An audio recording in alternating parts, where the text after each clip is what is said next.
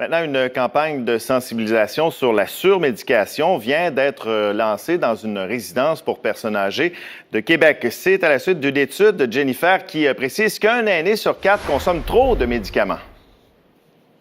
Oui, en fait, Sébastien, ici au Jardin Le Bourgneuf, on croit qu'en s'attaquant directement à l'évaluation des besoins des personnes âgées, on peut directement avoir un impact sur la surmédication. Ça fait plusieurs années qu'on parle de ce fléau-là, surtout dans les résidences pour personnes âgées. Donc ici, vraiment, on s'attaque directement au problème et aujourd'hui, on lance une campagne de sensibilisation pour permettre à toutes les personnes âgées et même toutes les résidences, de Québec d'être sensibilisées sur ce sujet.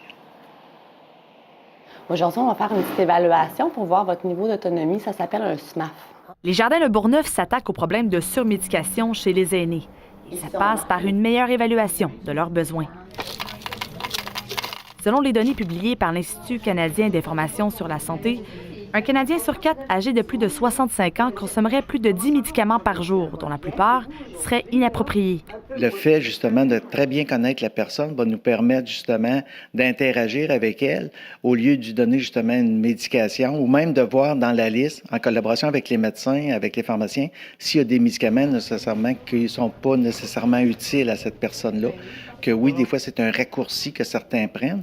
Tandis que si on prend le temps comme il faut de l'évaluer et de répondre à ses besoins, on n'aura pas obligé d'aller vers cette voie-là, qu'on va avoir des moyens alternatifs. Plusieurs autres résidences veulent suivre l'exemple des Jardins Le Bourgneuf.